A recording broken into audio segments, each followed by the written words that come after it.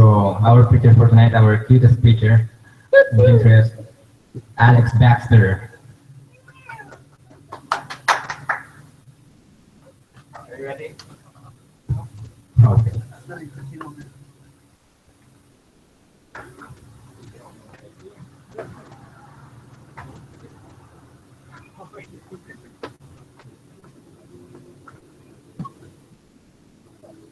Before, hello.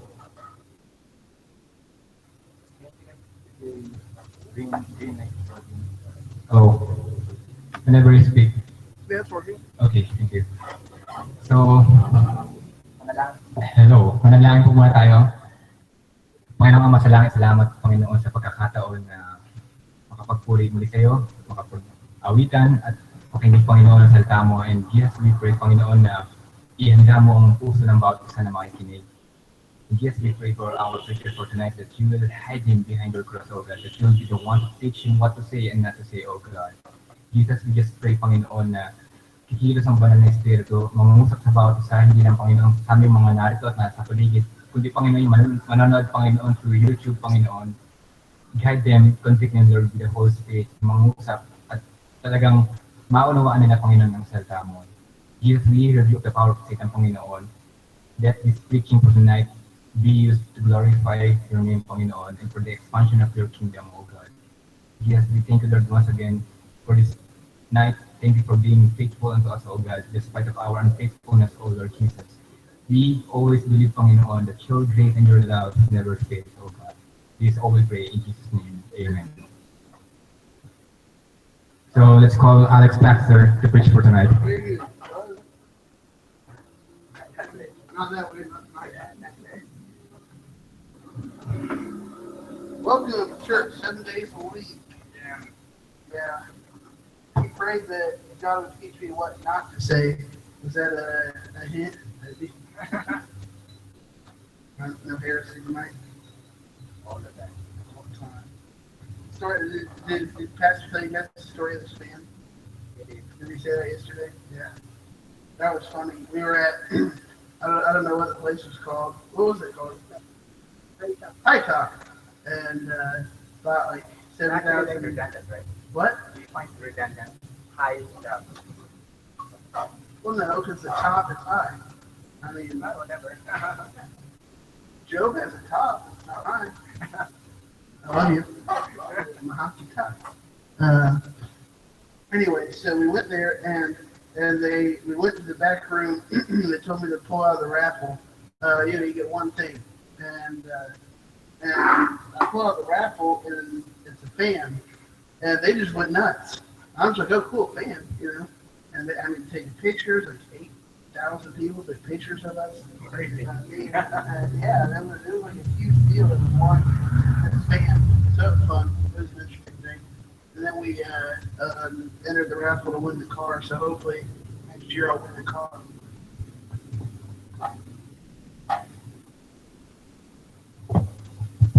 Yeah.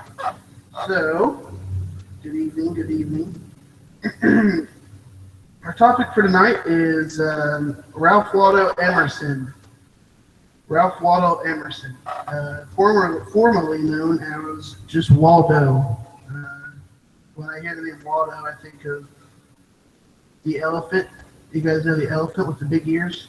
You know what I'm talking about? He flapped his ears and fly. It's hard to take the guy seriously.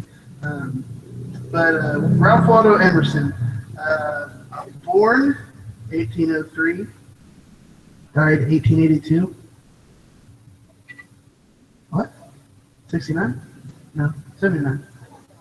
79. Is that what you said? You can always actually the. Yeah, I know. So 79 years old. Ralph died of tuberculosis. He had 5 siblings. Out of those 5 siblings, only him and one other one survived. The rest of them died of tuberculosis when they were babies. Back in the 1800s, that was a big problem. Tuberculosis. There was, ooh, ouch.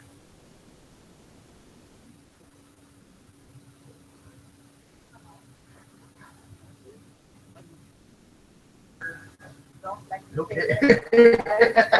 Next time it'll be a coconut. I saw a guy get hit in the head with a coconut the other day. Standing under a tree and it just fell. It was funny. But, so, anyways, back then there was not really a cure for tuberculosis, and so if you had it, you were just kind of out of luck.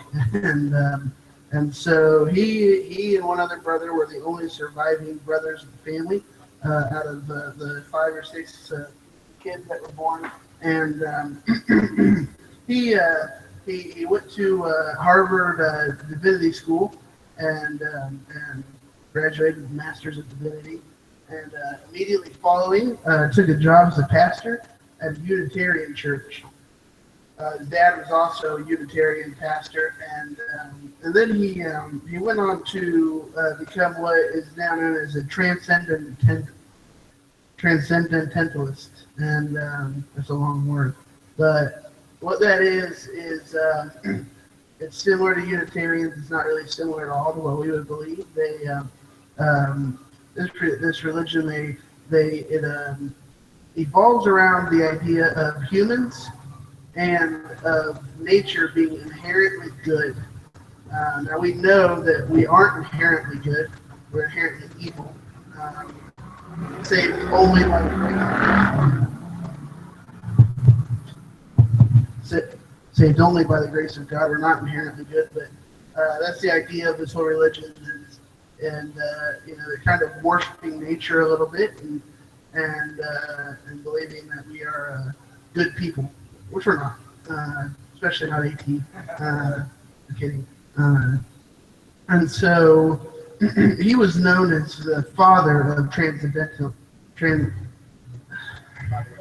yeah. And so he kind of kick-started that whole thing, and he was that was the beginning of that religion, and like I said, it was a spin-off of Unitarianism. And so he was a pastor for years in that church, and a head pastor, but his wife died. His wife actually was only 20 years old, and she died also of tuberculosis. And so Ralph, after she died, he had a really hard time with that. That's tough. And so he began to question his faith. Began to question things about his religion, and even things that we would believe in, like communion and prayer. Even started to disagree with these things. Based on my own observation, I think that probably the reason he began to not believe in prayer might be because maybe when his wife was sick, he prayed for her to not die, and she died, maybe believing that God would answer his prayers. And so he was questioning his faith, questioning the existence of God. And so he resigned as pastor and started traveling to Switzerland, France, all over the world. And he began to go away from religion, Christianity, into science, more into science. And so kind of what we might call today a new age, religion based around science. So came back to America and became a lecturer. And so he did more than 1,500 public lectures across the United States. Some of his most famous work were called Things Like Nature and Science. He gave lectures on these types of things. And then he got remarried and had 4 kids. And then he moved to a small town and kept doing lectures until he died of tuberculosis. And so, what we're going to go with tonight, the questions on your notes. Did you print up notes? Yeah. Thank you. And is 2 questions. Will you stay strong in your faith through struggles, through trials? The second question is, how will you use your trials to glorify God? Okay. So we're going to read the passage for tonight, was very fitting for the topic, which is 1 1 Corinthians 10:13. If you'd like to turn there with me, you may. If not, I think I have it on the notes. So we'll read that.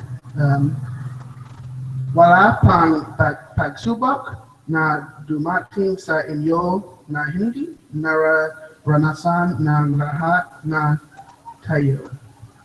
Tapat ang Diyos at hindi niya ipapahintulot na kayo'y subukin ng higit sa inyong makakaya. Sa hilip, magdating ang pagsubok, bibigyan niya kayo ng lakas upang mapagtagumpayan iyon. So, it's easy to lose sight of what we believe through trials. You know, just like Ralph did, you know. And that trial, he started to question his faith, and he just left. You know, he gave up ministry for the rest of his life, and just walked away, quit his job, and just walked away. And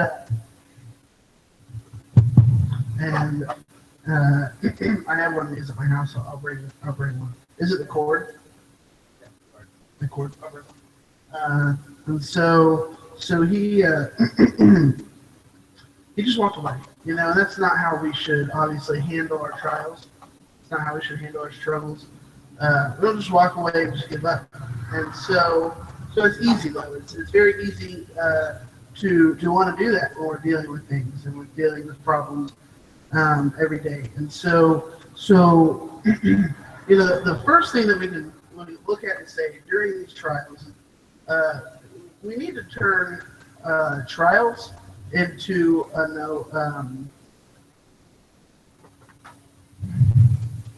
temptation. And so in 1 Corinthians 10:13, where it says temptation also make way to escape. The actual, I didn't know this until Pastor Tika told me, but the original text, this original verse, the word tempted was actually, it was trial. And so there's a distinct difference between the word trial and temptation.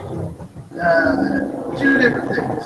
If you look up the definition of each, the definition of trial is a test. It's a test. And so you think of courts, you know, like the law, you know, and going through a trial. It's a test to see if somebody did what they're being accused to do, or you know, if you're on start a job and you're on a trial basis, you're on a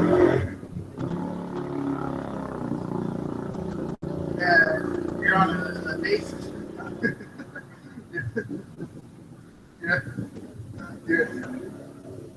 My motorcycle back in the States, I cut the pipes off, and so it was like louder than any bike I've ever heard here. And I loved it, but now it just drives me crazy to hear about motorcycles. I feel really bad for all the people who I used to go up right next to cars and just rev up my motorcycle. And I feel really bad now because it's really annoying. But and so anyway, so you know, you start a job like on a trial basis. The idea is that it's a test to see how you're going to do at that job. So a trial is it's a test. And then if you look at the definition of temptation, it's a desire to do something. So especially and generally something wrong or unwise, something that we shouldn't do, something that we shouldn't do. And so trial and temptation are two totally different things. And so the first thing to remember is God doesn't tempt us. If we're tempted to do something, that's not coming from Jesus. He does, however, put us through trials, through tests. You know, as Christians, we are put through trials. But if there's a temptation, it's never from Him. And so the first thing that we can do is take our trial, which is from Him, it's a test, and we turn that to a temptation. And so a perfect example would be, for years I smoked cigarettes. 4 years I smoked cigarettes. Sometimes a pack a day. For a while it was 2 packs a day, and even for a few months it was 3 packs a day. And so that was a trial, you know. I mean, that was something I was going through. It was an issue that I had, and I was being tested every day. Was I going to stop or not? And I didn't stop for a long time. The whole time that I smoked, I knew I shouldn't have been smoking. I knew that was wrong. And it was a waste of money for one. Here, I think a pack of cigarettes here is like, what, 50 or 60 bucks. In America, it's like 300 bucks, 400 bucks. So it's a lot of money. It's very expensive. And so not only that, it's very unhealthy, very bad for you. It's the reason that I can't sing. and I think the worst thing about it is the idea of being addicted to something. You know, that could be anything. It could be smoking or caffeine. But whenever you're addicted, whenever you rely on anything besides the Lord, it's a sin. And so anyway, I knew all of these things for the years that I smoked, and I felt like I couldn't quit. You know, I mean, if you've ever smoked cigarettes, you know that it's very difficult to quit once you start it. And so it was a trial. That was an issue. So a real thing that was going on. And when I finally quit, which wasn't really even that long ago, I finally quit, and it went from that trial to a temptation. And so you know, I still to this day, and probably for years more, I mean, I'm tempted to start smoking. Every time I see somebody smoking a cigarette, my body craves a cigarette, you know? And so that's up to me to not give in to that temptation. But that temptation is not from the Lord. That temptation is a direct result of my worldly sin. Okay? This is what happened for me doing something wrong for 4 years. And the longer I went without quitting, the worse the temptation got. You know, if I would smoke for a week and then quit, it wouldn't have been that bad. But, you know, I had a boss who, my boss at my job before I came here, she smoked for 40 years. 40 years she smoked cigarettes and quit cold turkey, just stopped smoking. And it was wild. I couldn't imagine. And so that's a direct result from my sin. Okay? And so that's just something I have to deal with. Okay? You know, and I understand that, you know. And so when I see the guys smoking a cigarette, yeah, my body craves that. But it's up to me to say, no, I'm not going to do that. So that's the first step. We need to turn these trials into a temptation. Okay? And so anyway, now I've lost it. So we need to do that. And then from there, we need to rely on God to get through this temptation. Okay? Pray. You know? Pray. And one way that I quit smoking was whenever I would want a cigarette, I would read the Bible. Okay? I would replace one addiction with a good addiction. You know what I mean?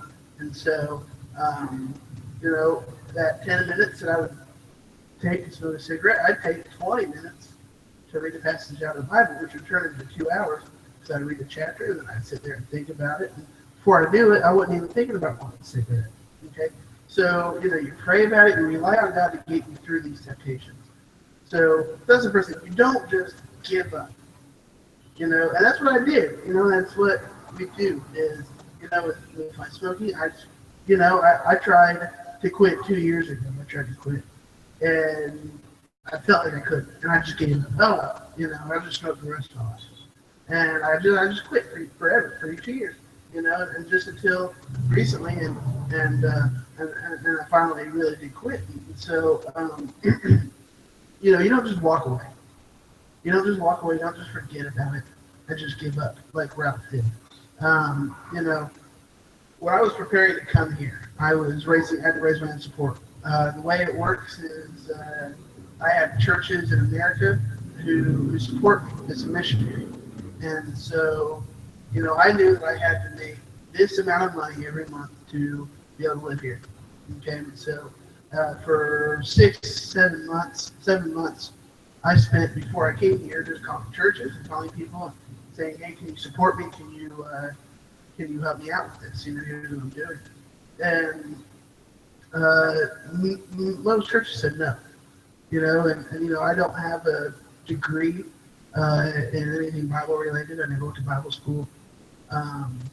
I don't have any legitimate formal training. I've helped out with the Hillcrest in Indiana for a long time, but I don't have any legitimate training, and that's a problem with a lot of people.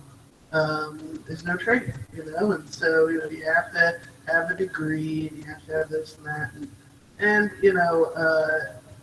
I think that we've talked about this many times, that when the Lord wants to use you, the Lord's going to use you regardless of whether you have an education or not, right?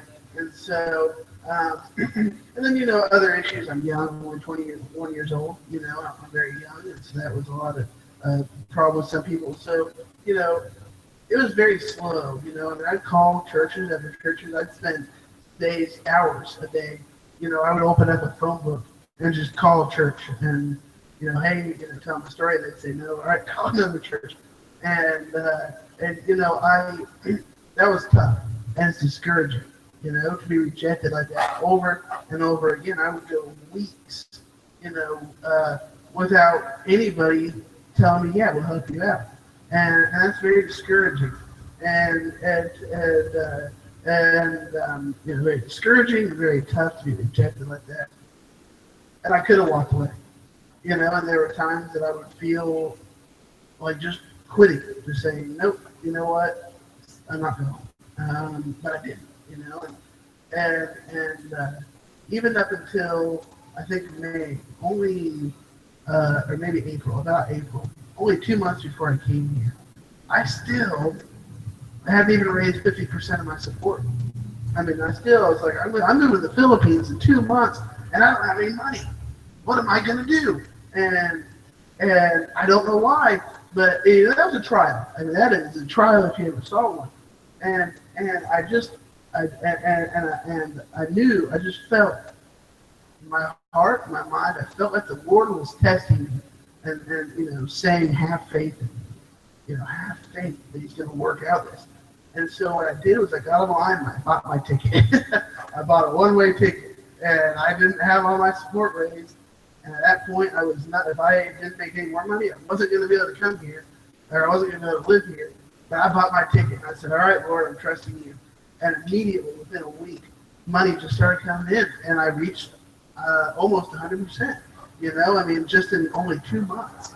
And so, you don't walk away. You don't walk away just because you're going through a trial. You're being tested. That's the whole point. You're being tested. So you can either walk away, or you can say, all right, this is my test. I'm going to ace my test. I'm going to do well on this test. And that's your choice. It's the whole purpose of being tested, right? To evaluate, who you are. And this is, you go to school and you get tested, every week or whatever. And to evaluate how well you're doing in your studies and how much you know and learn. And how, you study for your test. And how committed are you to learning and how committed are you to doing well on this test. And so that's what this is. You're being tested on your Christian walk, your Christian faith. How committed are you to this? How willing are you to stick it through and learn and grow as a Christian? And so that's the purpose of these tests. You don't just walk away. That's not the answer to this. And so the second thing is how are you going to use your trials to work like that? Now, obviously, Ralph Waldo Emerson, he didn't get the opportunity to use his trials for the glory of God because he walked away. And so we can use that. And we're talking about tests, and anytime you're going through trials for a reason, more than one reason. Okay, and so another example. Only 2 or 3 years ago, I dealt with some family issues, very personal family issues, dealing with some issues with my sister, and some really bad things were done to my parents and to me, and I became very hateful. Okay, I became very hateful, very bitter, very angry, and that was something I really struggled with for a long time. I hated my sister. And I told her that. And that's not the way to be. You shouldn't have to hate anybody. But I hated her, and I hated her husband. I didn't want anything to do with him. And I really struggled with that for years. Up until only last year, so about a year and a half, hated me every day. How much I hated my own family. And took a lot of prayer, and a lot of time, a lot of reflection, self-reflection, a lot of forgiveness to get over this. And I'm thinking this whole time, Lord, why? Like I don't want to hate my sister like this. Why did this happen? Why would you allow this to happen? And now that I've been through that, I can help people with that. Family issues are a very common thing. Everybody deals with family issues, some worse than others.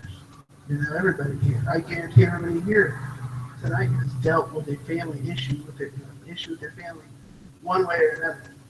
And not everybody knows somebody who has dealt with it to that extent. The Lord's allowing me to use that struggle and that issue to help people, especially with student ministries. Not so much here, but in America, students in our Hillcrest in America, we run a bus ministry. And what it is a bus that goes and picks up students from their homes, and most of the students that come on this bus come from broken homes, homes of divorce, which I don't think is very common here, is it? Divorce isn't very common here, right? Divorce, and a lot of the students, their dads left when they were babies, and never met their dads, or never met their moms, or maybe their parents are abusive mentally or physically. And we saw a lot of issues, a lot of family issues. And I was able to use what I had been through to show them, here's how you forgive. Your dad left you when you were 3. Here's how you forgive. And I learned how to deal with that. And I was able to use that struggle and that trial. I was able to use that to the glory of God. Anything that we ever go through, we can use the glory of God. Okay? My issue was smoking for 4 years, but I'm sitting right here using that for the glory of God to explain my lesson. And we're always able to use everything. And the Lord puts us through things for a reason. It's not like He sits in there and says, I'm going to make AT's day really bad today. He doesn't do that. Not just for fun. And, for a reason. It tells us He has a plan. And so we see that right here in 1 Corinthians. We see that. There hath no temptation taking you. We're going to take temptation out. We're going to put that with trial. There hath no trial taken you, but such as is common to man. But God is faithful, who will not suffer you to be trialed above that ye are able, but will with the trial also make a way to escape, that ye may be able to bear it. So He's telling us, one, He's not going to put us through a trial that we can't handle. He's not going to. If He doesn't know that we can handle it, He's not going to put us through that. He says right there, you will not suffer above what you can handle. Okay? Or above what you're able. So, same thing. So He's not going to put us there. If He doesn't know we can handle it. So, first off, if you don't think you can handle it, well, guess what? God knows you can handle it. If He put you through that trial, He said, I know that AP can handle this, so I'm going to put him through this. So if you don't believe in yourself, guess what? God does. Why wouldn't you believe in yourself? Okay? So that, if anything, it should be enough for us to say, wow, if God believes that I can do this, who am I to say that I can't? Who are we to say that we can't go through something that God said that we can? Okay? Why would we give up? And then we see at the end of the verse, where he says that he will make a way to escape. So he's telling us he's going to make a way out. Okay, and he's going to make a way to escape that you can bear it, that ye may able to bear it, that ye may be able to bear it. And so, he's telling us. So first off, he's not going to put us through a trial we can't handle, and he's promising us. He's telling us right here. He's going to put us through this. He knows we can handle it, and he's going to give us a way out of it. Okay. He's not going to just stick us in something that there's no way out of. Okay? We're not trapped when we go through a trial. It's a test. We get our way out of it. There's a way out of it always. He's telling us right there. It's like a video game. There's a way to the next level. You don't just say, forget it.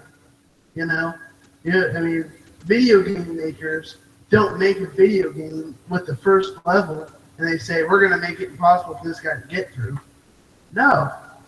And it gets harder and harder and harder, and you get through the level, and you go to the next. God's not going to put us through a level and say, nope, can't get through this one. He's just stuck here for the rest of his life.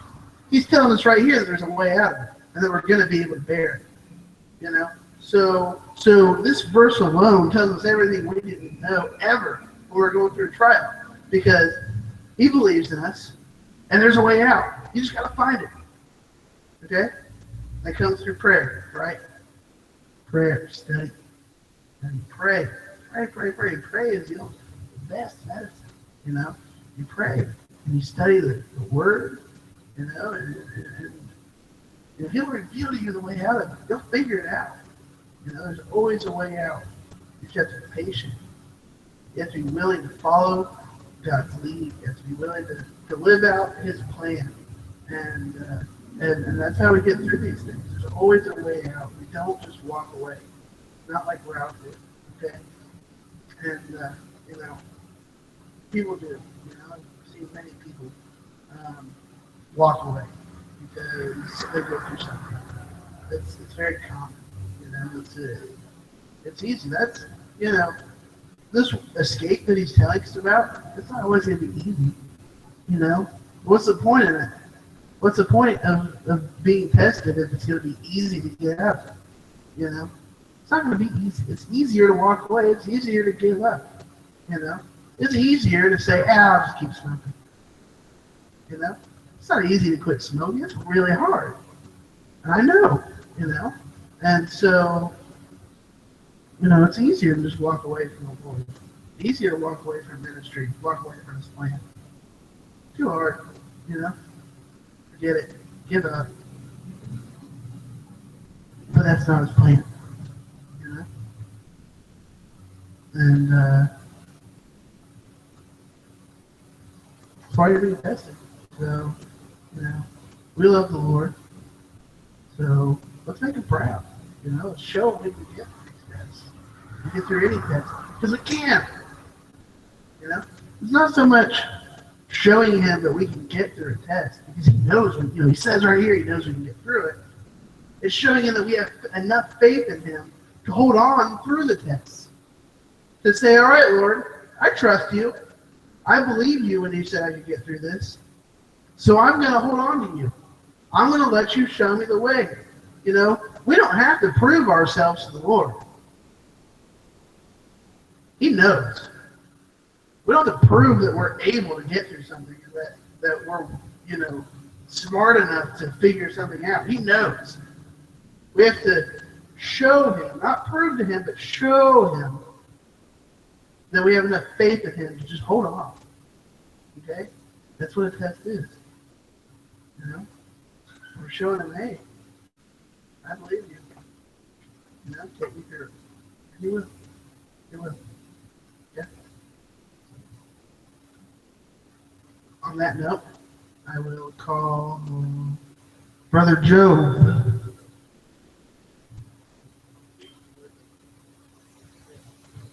To come end us in prayer, please.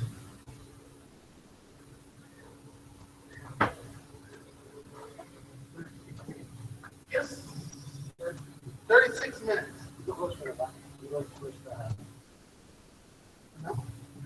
sa prayer na. Okay? Tayo po yung magkasal. Maraming salamat at papasalamat po kami sa oras na pinagpapit mo sa amin. Salamat po sa pagkakataon na mag-aaral ng salita. Sana po, Panginoon, ito ang pag-aaralan namin. Si Ralph Waldo Emerson, sana po ito yung maging aral po sa inyong buhay, Panginoon. At sana po, Panginoon, magamit namin ito sa aming buhay spiritual araw-araw, Panginoon. Sana po, Panginoon, sa oras na ito, hawakan niyo po ang puso ng bawat isa. Sana po maging aral po ito, Panginoon, na lagi namin dadalhin, Panginoon, at lagi namin masishare sa ibang tao, Panginoon. Salamat po, Panginoon, kay Mother Alex, sa paggamit ko sa kanya, sa buhay niya, Panginoon. Sana patuloy niyo po siyang i-bless at gamit sa tuwaan para sa iyo, Panginoon. We pray all these things in Jesus' name, Amen.